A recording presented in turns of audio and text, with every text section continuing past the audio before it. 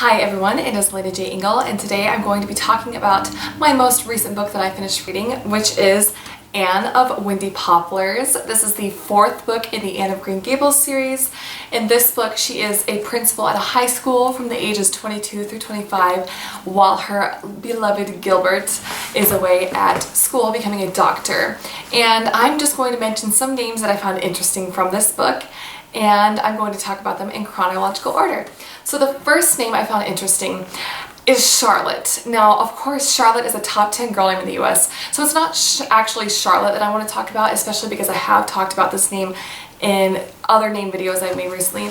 But what I want to discuss is the character and the nickname she goes by. So Charlotte in this book is the name of one of the women that Anne lives with during these 3 years she's a principal. There are two sisters that she takes aboard with named Kate and Chatty. So this Charlotte goes by the nickname Chatty. And I find that very interesting because in the US, most little girls named Charlotte are going by Charlie, and some of them are going by Lottie. But because this is a very old name and is a name that has been popular many times in the past, there are lots of different nickname options because people would have had to come up with different nicknames to call their little Charlotte to distinguish them from the other Charlottes. So yeah, just let me know what you think of Chatty as a nickname for Charlotte. I thought that was super adorable. The next name that I found interesting from this book was Amasa. This is an English form of a Hebrew name that means burden, unfortunately. And the Aunt Chatty that I mentioned earlier, her sister is Aunt Kate, and her husband's name was Captain Amasa McComber. And there are two Amasas in the Bible, and I find this name a little bit interesting because he could go by Asa as a nickname. My next name I'd like to mention to you guys is Myra. Myra is a Greek name that means myrrh. Myra Pringle is the name of one of Anne's students at the school where she is a principal, who is known to be very beautiful but very dull. I think Myra is so sweet. Mila is a name that's in the top 1,000 girl names right now, and I think Myra would definitely work as a less popular alternative for that, and I would definitely love to meet a little Myra in 2016. Next name I would like to talk to you guys about is the very similar Myrom. M-Y-R-O-M. I had never heard of this name before, and I couldn't find really any information on it. Myrom in the book is a Myrom Pringle. Pringle is the name of a huge family in the town where she is a principal, and he's just an ancestor of them, known as a less than favorable man, unfortunately. I'm assuming this is just a variant of Myron, which of course, if it is, it would then again mean myrrh. And I think it's really handsome. I think it could definitely be usable. The next name I would like to talk to you guys about is Georgina. This is of course a feminine form of the name George, which means farmer. In the story, Anne is having a lovely little walk through a nearby graveyard where she's living with a local woman who is telling her the stories of all these different graves that they're passing by. And she describes Georgina as a woman who always went to church a little late to show off her clothes and was buried in a pretty blue dress that she was made to wear in her wedding, but she wore to her funeral instead. So kind of morbid a little bit, but I think the name Georgina is darling. I have spoken about the name Georgiana several times in this channel. It's one of my all-time favorite names. Georgina is a name I can never use because it does not work with my last name, but I totally think it needs to be used more in the US, and yeah, it's just absolutely darling.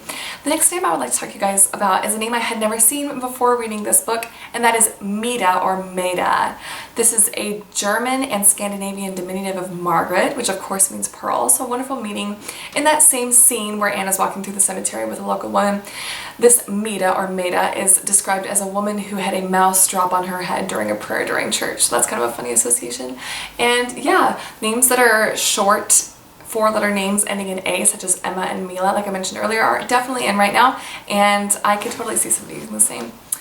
My next name I'd like to talk to you guys about is Wilfred. This is an English form of a German name that means desired peace, so very good meaning.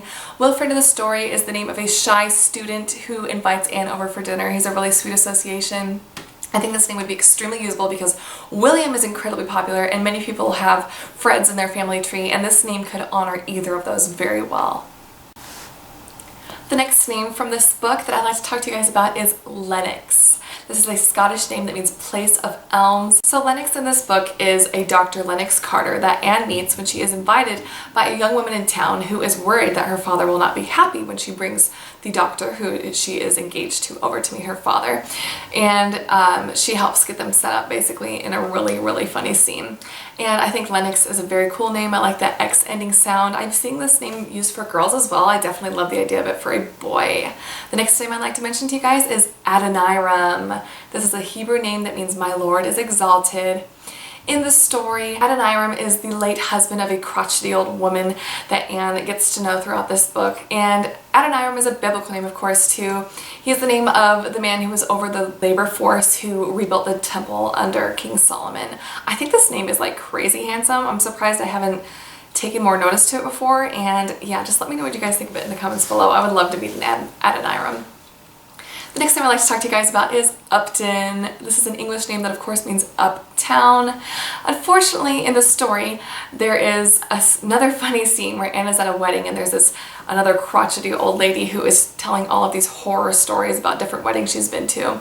And she mentions that Upton Hardy is the name of a man who forgot the ring at his own wedding. I think this name is super adorable. Names that are 2 syllables ending in O-N or even just 2 syllables ending in T-O-N are very in right now, and what makes this name especially unusual and a name that would stand out is because it starts with a U, of course. The next interesting name from this book is Abner. This is an English form of the Hebrew Avner, which means my father is a light. Very sweet meaning.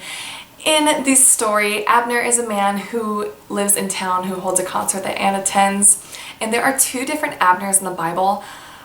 Unfortunately, one of them is not the greatest association, so I'm never quite sure if this name is very usable, but I do think it is usable in the way that 2 syllable names ending in ER, such as Carter and Cooper and Parker, are very in right now, and of course Abner would fit in with those. The next interesting name from this book is Ernestine. Ernestine is of course a feminine form of the name Ernest, which means earnest, and there was an animated movie that came out in the last few years that has an Ernestine in it as well. In the story, the character is named Ernestine Bugle, and she is the first cousin 3 times removed from these 2 aunts that Anne lives with, who is not the most pleasant character in another funny, iconic scene in that book. I do think this name is actually very usable right now because Josephine is rising in popularity. That is my last name for this video. Thank you so much for watching, and I will hopefully have my next one out soon. Bye bye!